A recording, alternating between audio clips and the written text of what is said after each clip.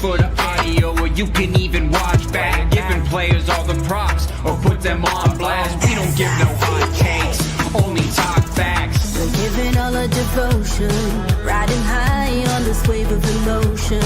Going all out, yeah, cause this is our time.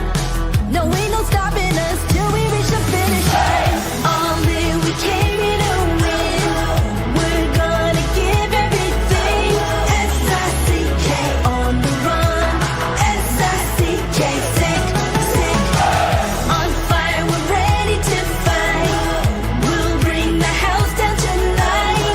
S-I-C-K on the run. S-I-C-K, sick, sick. Play it on the car ride, play it when you lounge. X and O, you know that we can hold it down. Shout out to my man Sammy, got it off the ground. And to all the listeners tuned in right now, got debates, analysis, and speculation. This is sports talk for the new generation. You know where to find us, got a reputation. Sick Podcast, your #1 sports destination. We're giving all our devotion, riding high on this wave of emotion. Going all out, yeah, cause this is our time. No, ain't no stopping us till we reach the finish line. All in, we came here to win. We're gonna give everything. S-I-C-K on the run. S-I-C-K, sick, sick. On fire, we're ready to fight. We'll bring the house down tonight. S-I-C-K on the run. S-I-C-K, sick, sick. S-I-C-K is the sickest podcast. Tune in for the audio, or you can even watch back. Giving players all the props, or put them on blast. We don't give no hot takes, only talk back. S-I-C-K, S-I-C-K, S-I-C-K, S-I-C-K, S-I-C-K, S-I-C-K, S-I-C-K.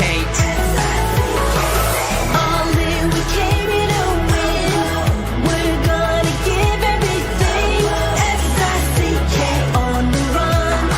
S-I-C-K, sick, sick. S-I-C-K is the sickest podcast. Tune in for the audio, or you can even watch back. Giving players all the props, or put them on blast. We don't give no hot takes, only talk facts. We're giving all our devotion, riding high on this wave of emotion. Going all out, yeah, cause this is our time. No, ain't no stopping us till we reach the finish line. All in, we came here to win. We're gonna give everything. S-I-C-K on the run. S-I-C-K, sick, sick. On fire, we're ready to fight. We'll bring the house down tonight. S-I-C-K on the run. S-I-C-K, sick, sick. Play it on the car ride, play it when you lounge. X and O, you know that we can hold it down. Shout out to my man Sammy, got it off the ground. And to all the listeners tuned in right now, got debates, analysis, and speculation. This is sports talk for the new generation. You know where to find us, got a reputation. Sick Podcast, your #1 sports destination. We're giving all our devotion, riding high on this wave of emotion. Going all out, yeah, cause this is our time. No, ain't no stopping us till we reach the finish line. All in, we came here to win. We're gonna give everything. S-I-C-K on the run. S-I-C-K, sick, sick. On fire, we're ready to fight. We'll bring the house down tonight. S-I-C-K on the run. S-I-C-K, sick, sick. S-I-C-K is the sickest podcast. Tune in for the audio, or you can even watch back. Giving players all the props, or put them on blast. We don't give no hot takes, only talk back. S-I-C-K, S-I-C-K, S-I-C-K, S-I-C-K, S-I-C-K, S-I-C-K. Turn up your volume. Because you're about to listen to The Sick Podcast. The Eye Test with Pierre, McGuire, and Jimmy Murphy. The Stanley Cup winning Colorado Avalanche And after 22 years, Raymond Mark! The sickest NHL podcast. It's gonna be sick. And welcome to another edition of the Eye Test here in the Sick Podcast Network and our, I think, third now already, Pierre, on Campus Friday here on the Eye Test. And a great guest coming up, David Carle, the head coach of the University of Denver, will be joining us shortly. But first, Pierre, how are you today? Fantastic. Jimmy, how you doing? I'm doing great. Looks like you got some sunny weather down there, as always. And Yeah, it's nice. Carolina. You heading out to golf later? Mm-hmm. Of course. There we go. Well, listen, we've got our guests now, so we'll get into some other stuff later.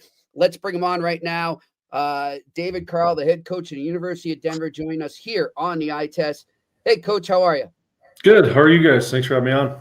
Yeah, Well, thanks for coming on. We're doing great. Good to have you on. Coach, how was the off season? Off season was good.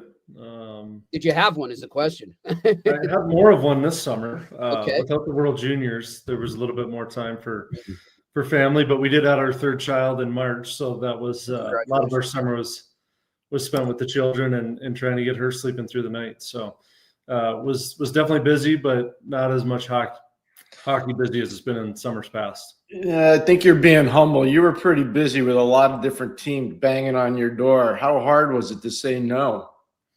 Yeah, I mean that was definitely in the spring, and flattered and grateful for the interest and some of the opportunities presented. But I think as I said back then, with our family situation and the wonderful support and infrastructure we have here at Denver, it's a wonderful spot to continue to grow professionally, but to continue to win, to continue to raise a family. And as I've said all along, there's really no rush to leave here, and I don't think that was ever more apparent than this summer.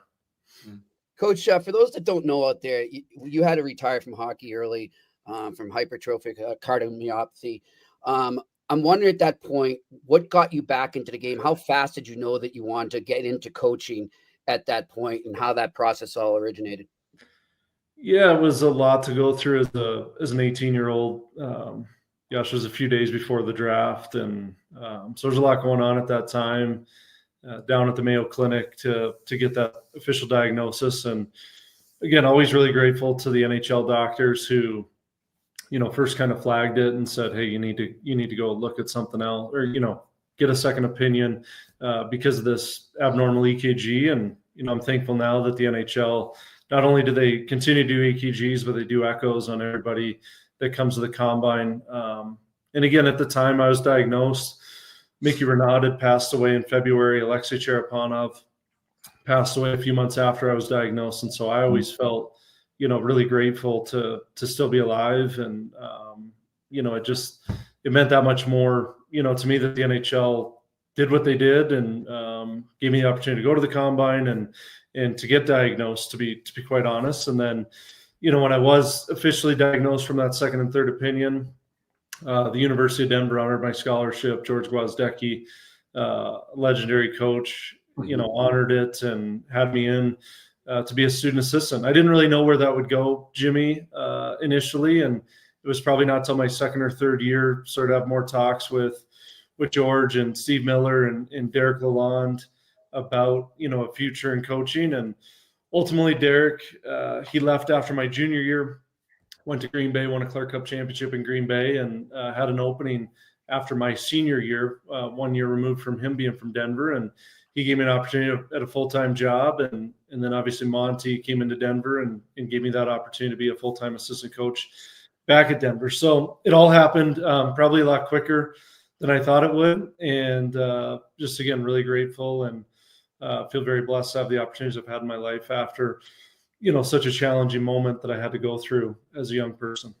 Hey, Coach, you've got all these different opportunities, and obviously you've succeeded at all of them. Can you explain the success that Denver has with their Finnish pipeline in particular, but you're reaching to Scandinavia? You guys do that so well. Yeah, no, I appreciate bringing that up. It's funny. Frank Serratori back in the 90s, when he was a head coach, he felt like Denver needed to make some inroads in other places. And so him and his staff, they spent a lot of time trying to get into Europe. And Frank's tenure, longtime coach at Air Force now. His tenure here wasn't long, but George Wozdecki and Steve Miller, if you ask those guys, they pay a lot of homage to Frank for kind of getting those roads started with the likes of Antti Laaksonen and Sino Wendelheimo. And, it kind of, when my brother was here, UC Halme was on the championship teams. And for whatever reason, probably from, 06 to 15, there wasn't a lot of European influence. And I think Monty and I, when we got together, felt like we were losing some battles in North America, and we needed to try and differentiate ourselves. And Tavis McMillan got a beat on this kid named Henrik Borgstrom, and Monty had a connection to a kid named Emilio Pedersen out of Norway, and it resulted in kind of beginning that Scandinavian pipeline of this modern era that has been really fruitful and successful for us, with Pedersen and obviously Borgstrom, Heikkinen, Philip Larsen, Magnus Krona, and now Samu Salmonen, Mikko Matika, been on our teams here recently. So something that we're proud of, and think we've done a really nice job with kids acclimating into our culture here and having a lot of success. Coach, you keep bringing up Monty there, and I got to know him a bit when he was here in Boston covering the Bruins. Talk about the influence he had on your coaching career and what you learned from him and your relationship still with him. Yeah, wonderful 5 years we got to spend together, win a championship together, and kind of, really, it was in year 4. So it was, felt like each year we were taking a step. We made the NCAA tournament, then we made it to the second round, then we made it to the Frozen Four, and then we made it to the championship.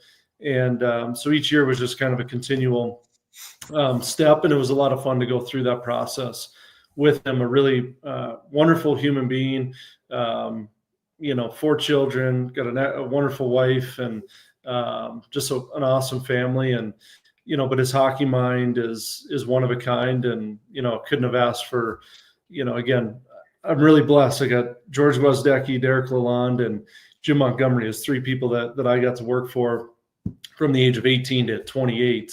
There's not much better of an opportunity that I was given. And, certainly Jim and I, we still continue to stay in touch and cheer for whatever team he's coaching, and, really excited for him and the Blues and what's ahead of them this season. What's interesting about your school too is how well you do when you play on the road. And that's a certain mindset, because usually teams from Denver have the huge home ice advantage because of the altitude.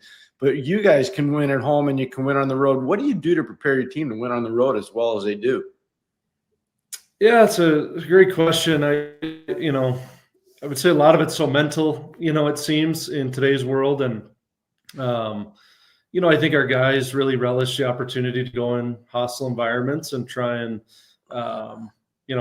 be the villain of sorts and have the spotlight on them. And I think the other factor is we do it a lot. So we have repetition of it. We'll start the year. Last year we started in Anchorage and we went out to Boston.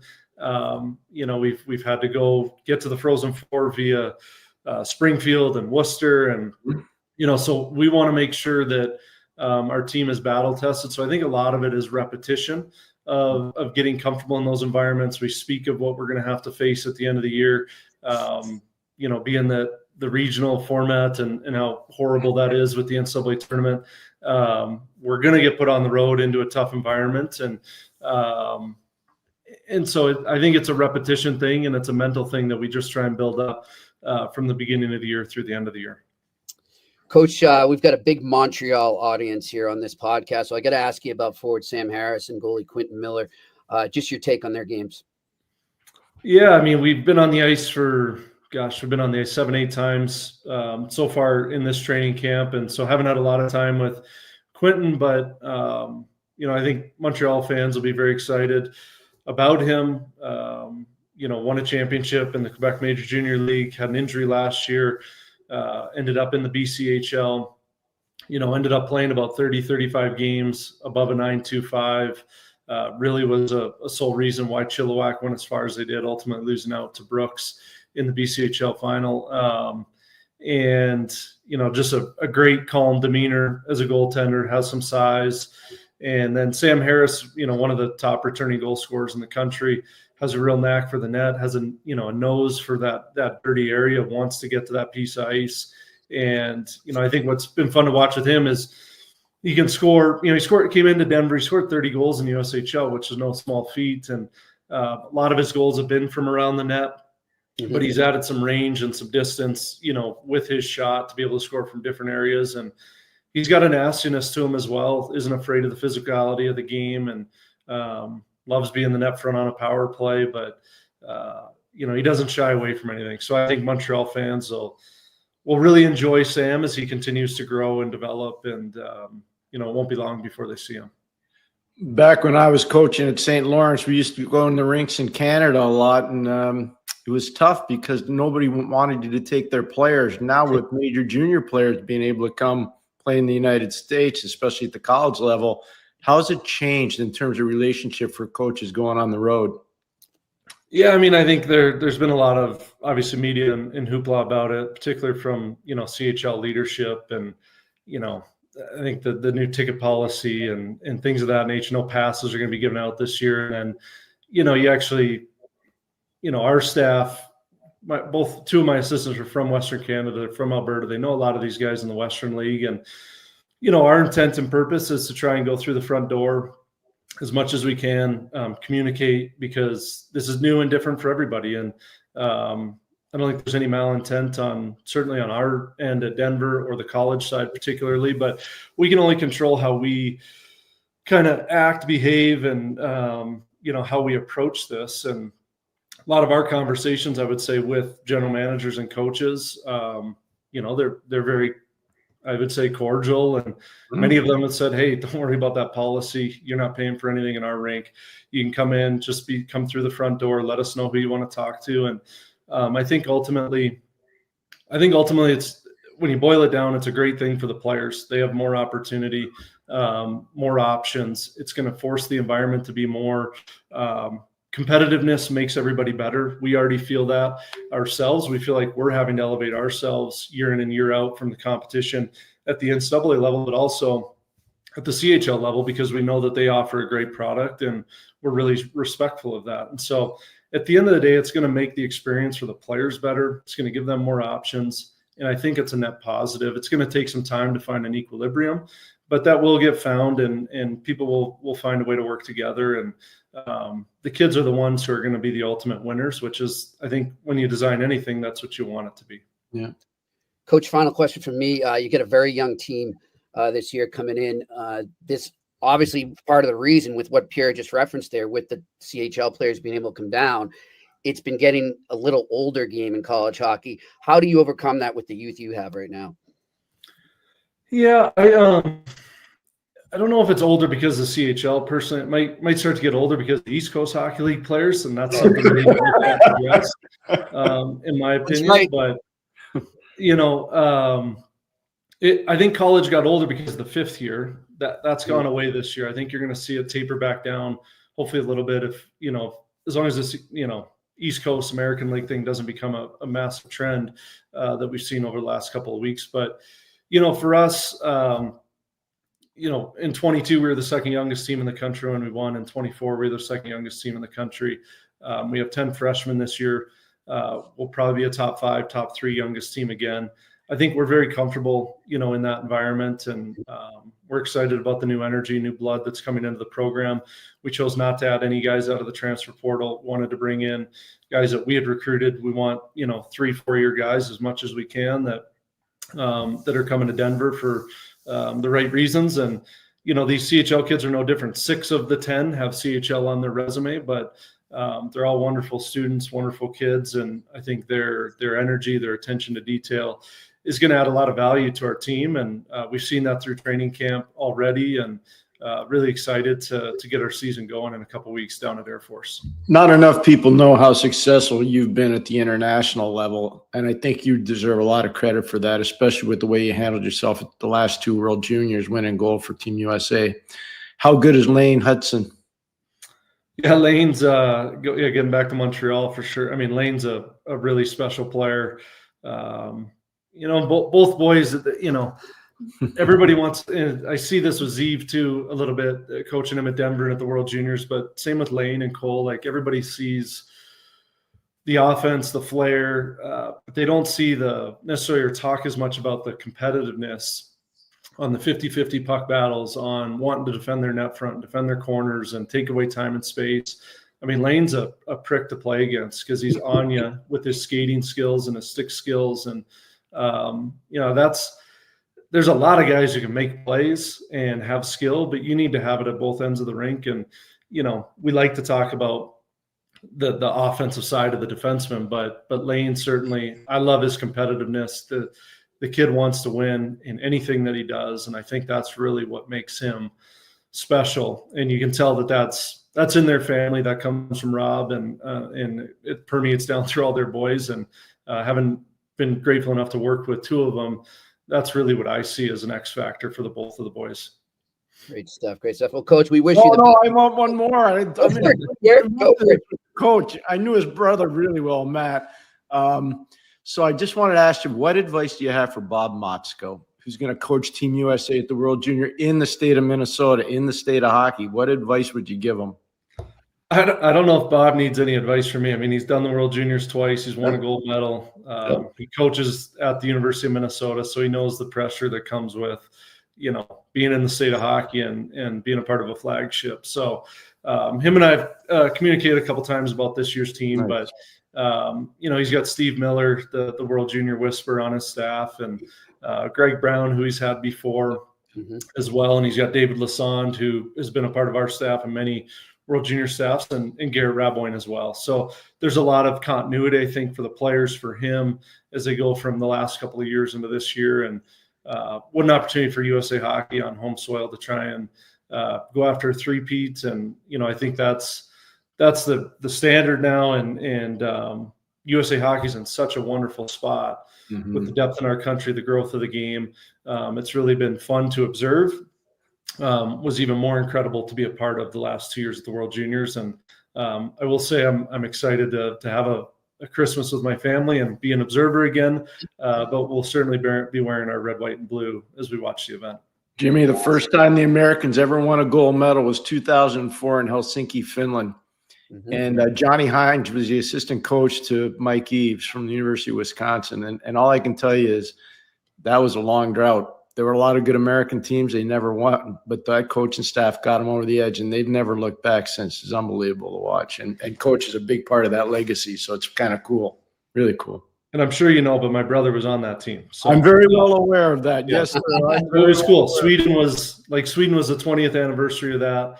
I think we had a losing record in Sweden as a country. We'd never finished higher than 6th. And so it was a really fun experience with those 04s and 05s to beat Sweden in Sweden. It was an unbelievable atmosphere. It was really fun. Is it? Jimmy, I just want, just so Coach knows this too, it's really important. After the Americans won, there was a big snowstorm in Helsinki after the game, and Zach Parise and Ryan Suter actually held the bus, the American bus. I was still on the air with Gord Miller, and he came up, and Ryan and Zach both wanted to say thank you because they had heard from people at home that it wasn't a biased broadcast. So that made me feel good, but it shows you just the class of some of those guys who were on that team. And obviously Matt, David's brother, was on that team. Al Montoya was a goalie. Ryan Kessler was on that team. There are a lot of big name NHL guys that were on that team. It's pretty cool. That's a great statement, Pierre, because I was going to add in, thinking back to those times, was that when you feel like the World Juniors got much bigger down here and it became a bigger thing to not just, fans watching, but to the players to see what they were able to do there? We want to do that now. We want to build this program and win more. Yeah, USA Hockey really exploded off of that. And I think part of it, and I don't know if Coach ever talked to Johnny Hines about it, but that summer, John Hines called me up and he said, "Hey, Pierre, I got a question for you." I said, "Sure, what's up?" He goes, "How come Canada always does so well at the World Junior?" And I said, "It's pretty simple. They don't just give the guys a job in August. They make them go to a development camp in the summer, and then they make them try out in November." And he goes, "Really?" I said, "Yeah, that's what they do." And I think, Coach, you can speak to that. It's kind of become pretty competitive to get on that Team USA right now. Yeah, it certainly has. Through the summer showcase and the event that, we put on in Plymouth, it was in Minnesota this year. It's become very competitive. And then, you bring you bring a bigger group to that, and then you bring a smaller group in December, do a couple mini day camp. And, what's made it competitive is, yes, the logistical of how the team is chosen, but also, I mean, we in 2024 we surpassed Canada as the most number of hockey players playing. Obviously, not per capita, our country population much bigger, but we have more people playing hockey than any other country in the world, and the growth of the game in our country, just from a sheer numbers and volume, it's only going to continue to grow.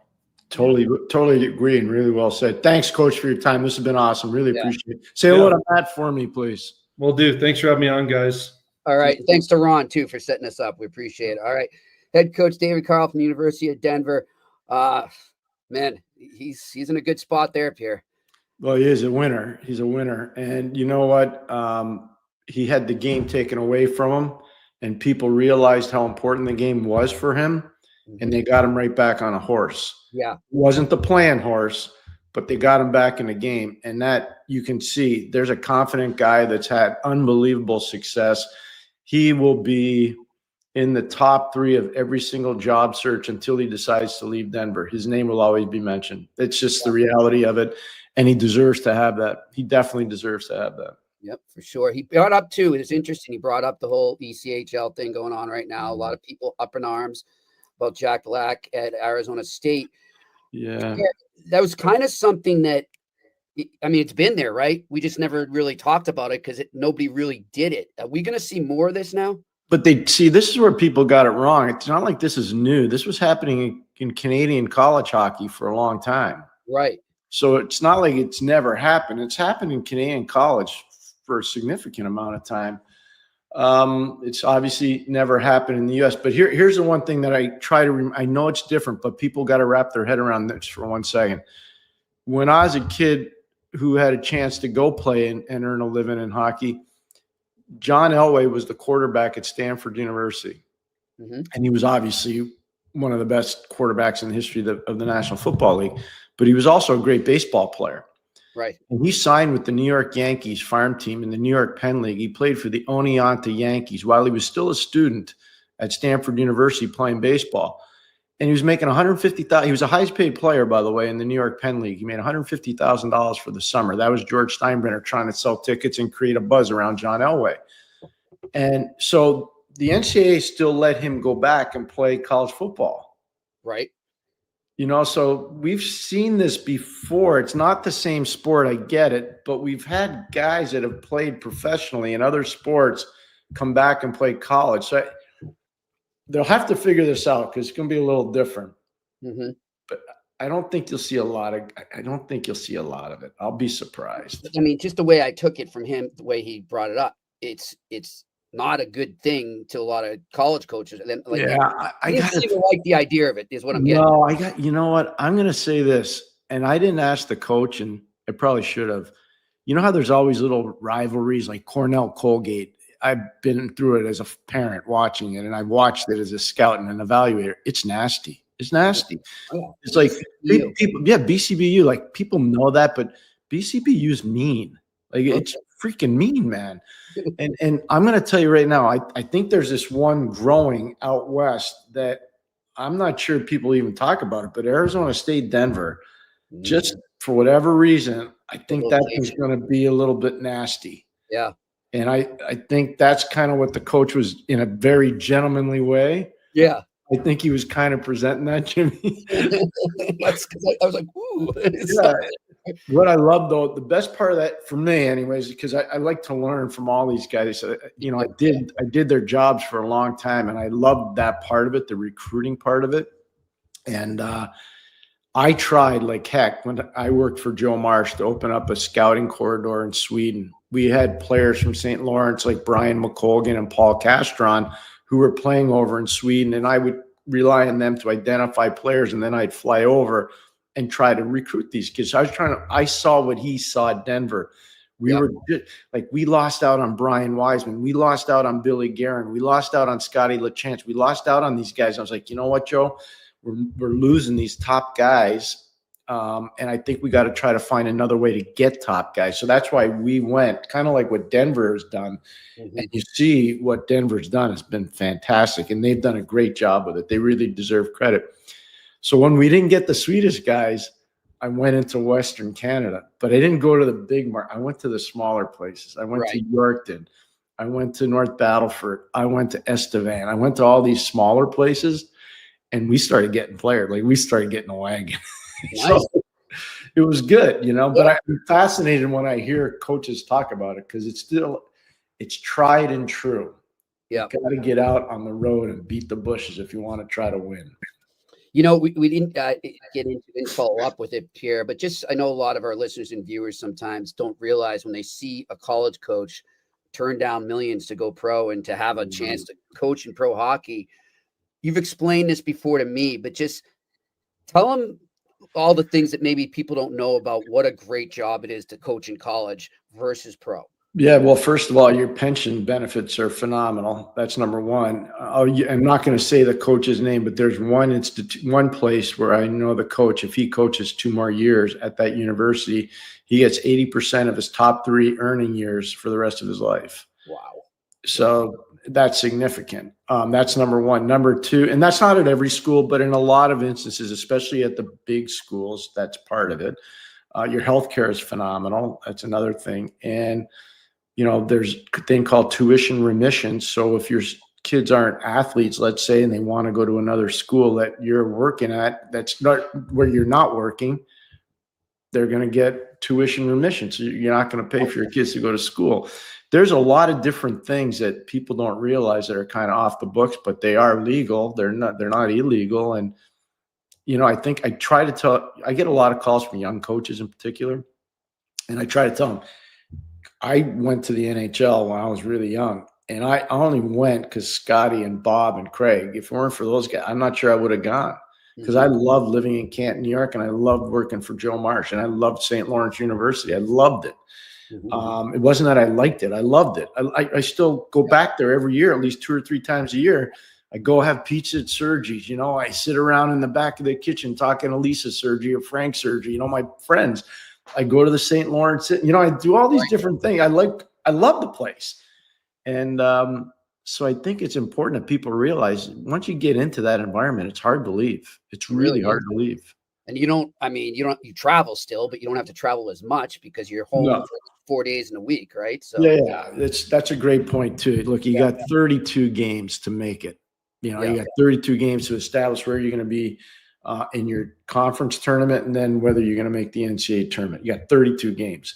You got to wrap your head around 32 games. Yeah. And so it's an intense environment. I loved it. I loved everything about college hockey. Yeah. I did. I loved everything about it. Yep. I think a lot of people love your passion for college hockey here, Pierre. All right. Let us talk about the friendship for Pierre. We got to get Coach Carle and the Pioneers over there sometime. Huh? Could be some breaking news on that. We'll see going forward. Anyhow, we'll be over there at the end of November again for the men's friendship for in Belfast. We'll stop in Dublin, of course, when we get there, and be broadcasting live from the Harry Lemon. And then we will move on up to Belfast. We'll be at the Harp and hopefully another place soon. We will let you know when we confirm. Looking forward to that. And then we'll be back again at the end of December and into the new year for the first Women's Friendship 4 series. So really looking forward to that. Big thanks to our friends with the Belfast Giants and Cara Group Travel. Big thanks to Sarah Stanton, not just for that, Pierre, for an event we are going to be out on Tuesday. Yes. We are going to be at the State House for some big announcements from the Friendship 4. And after that, we are going to do a special broadcast of the iTest podcast from the Dubliner in downtown Boston, a great Irish pub there. We are trying to make it work over at West End Johnny's, but right now they're actually, I think I mentioned this to you before here, throughout the course of the summer, they had a Family Guy set up there. The whole downstairs was like, if you were in the cartoon Family Guy, well, the crew is in there that day tearing down the set. So they're going to be closed all day dealing with that. Johnny tried to make it work, and we appreciate his efforts. But Sarah jumped right in. She called up the Dubliner, and she got us in there. So big thanks to Sarah. She is a miracle worker. Sarah's amazing. something to happen, she makes it happen. She does. She's amazing, man. I'm telling you. I love working with her. She's so good. She's really good at what she does. Really looking forward to that. It'll be a special 3 to 4 broadcast. Remember that on Tuesday, 3 to 4. If you're in the Boston area, come on down and say hello. Yeah. You can meet the crew from Belfast. And we'll be talking a lot of college hockey and that as well. So hope to see you there. And, of course, our wonderful sponsor, Betway, where you can go all the way with Betway and bet the beauties and join the action. Go to the QR code right there in front of you. You can sign up for a new account, or you can go to the details section on the website. And even if you lose on your first bet, you get up to $200 credit. Terms and conditions apply. You must be 18 plus. Always bet responsibly. And you cannot do this deal right now in Ontario. Pierre, I told people to get heavy on Josh Allen last night. I hope they did, because he had a hell of a game. Racked up some good props for a lot of people. Yeah. What do they call that? Squish the fish? Yeah. You know, that was a big thing in back when I was growing up, when the Patriots played them in '86. And my mom, who's a teacher, always wants to point out facts. She would say, "It's not a fish, it's a mammal. That's a bad logo." You know what's amazing? Last night, a friend of mine, Stan Pennington, who is a regular viewer of the eye test. Oh, great. Hey, Stan. He played golf at the University of Tennessee, so he's a good buddy of mine. Anyways, last night he called me up and he said, "Hey, you still working?" I said, "No, I'm done. No hockey tonight." He goes, "Want to go out for a sunset cruise with my wife and I?" I said, "Sure." So Melanie and I went on his boat. Wow. And we were on the May River heading out to the Atlantic Ocean, and we were surrounded by dolphins. I'm not kidding you. And it's a birthing area. We're right by our house where we're living. Amazing. There's a birthing area for the dolphins, and they travel in packs. And so they're you see them all over, and you're like, are they surrounding us? It was beautiful to see. I've never seen it that close. It was really cool to see. It was really That's nice. awesome. Good stuff. So, yeah, go there right now. You've got all the college football and NFL. And, of course, as I told you, the NHL future bets are ready to go. Pierre, what's on the docket for you? You got any more sunset cruises this weekend or what? No, it's a lot of hockey because, exhibition games are starting, preseason games, whatever you want to call them. So quick turnaround for a lot of players. I think we're starting to see some guys get released back to American League camps. That's kind of started happening. So, and a lot of kids going back to junior hockey, which, you would expect. It's very few kids are playing in the NHL. It's just too hard. Yep. So I'll be watching a lot of hockey this weekend. A lot of hockey. Forward to that. Definitely, I'll be watching the Bruins on Sunday. All right. Big thanks to our wonderful producer, Shane, up there, who, by the way, had a great episode of Trust the Process where, Shane, I got to say, too, I know he's listening and watching. They put a clip up where Shane was saying that Macklin Celebrini is overrated, but in fantasy hockey, not overall. And thankfully, I clicked on it, Shane. I want to tell whoever put the clip up there, because I don't want you to get a ton of flack there, because I know you don't think he's overrated in real life. He was trying to say it's going to be hard for him to rack up fantasy points because of the surrounding around, right? He's not on the best team, so that makes sense. But click on it before you come out, Shane. Click on the clip and watch it before you pass judgment. I just want to tell everybody out there, but they're doing a great job with that. So really excited for Shane and his podcast there. And big thanks to our crew at the Sick Podcast Network. We'll be back on Monday here in the eye test on the Sick Podcast Network. Until then, have a great weekend. We'll see you then. And that's a wrap. Hope you don't miss us too much until next time. Follow the eye test with Pierre McGuire and Jimmy Murphy on YouTube, Facebook, Google Play, and Apple Podcasts.